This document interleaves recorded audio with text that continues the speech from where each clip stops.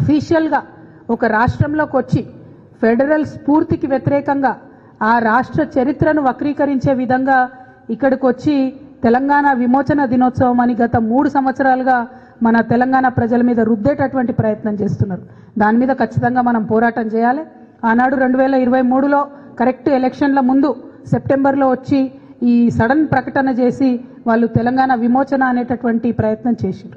నేను ఇవాళ భారతీయ జనతా పార్టీని సూటిగా ప్రశ్నిస్తున్నా, మీరు ఇంకా ఎక్కడ రాష్ట్రాలలో ఇట్లాంటి కార్యక్రమాలు చేస్తున్నారు? ఎందుకు తెలంగాణలో రెచ్చగొట్టడానికి ఇట్లాంటి కార్యక్రమాలు చేస్తున్నారు? వేరే ఏదైనా రాష్ట్రాలలో పోయి ఆ రాష్ట్ర చరిత్రను వక్రీకరించడానికి ఇటువంటి కార్యక్రమాలు చేస్తున్నారా అని చెప్పి నేను సూటిగా ప్రశ్నిస్తున్నా. మరి 2 సంవత్సరాల నుంచి ఈ కార్యక్రమాలు జరుగుతుంటే కనీసం రాష్ట్ర ప్రభుత్వం ఒక లేఖ కూడా ఎందుకు రాయలేదని ఈ సందర్భంగా నేను ప్రశ్నిస్తున్నా. తెలంగాణ విమోచన దినోత్సవం అని చెప్పి కేంద్ర ప్రభుత్వం నుంచి చేస్తామని చెప్పి ఆనాడు కేసీఆర్ గారిని మన రాష్ట్ర ముఖ్యమంత్రిగా, మహారాష్ట్ర ముఖ్యమంత్రి గారిని, కర్ణాటక ముఖ్యమంత్రి గారిని అందరినీ కూడా ఆ కార్యక్రమానికి ఇన్వైట్ చేస్తే కేసీఆర్ గారు ప్రొటెస్ట్ చేసిండ్రు. ఇది కరెక్ట్ కాదు, మా చరిత్రను వక్రీకరించొద్దు, నేను ఈ కార్యక్రమానికి రాను, మీరు ఇట్లాంటి కార్యక్రమాలు మా రాష్ట్రంలో చేయొద్దు, ఇది ఫెడరల్ స్ఫూర్తికి వ్యతిరేకమని కేసీఆర్ గారు ఆనాడు వెళ్ళలేదు.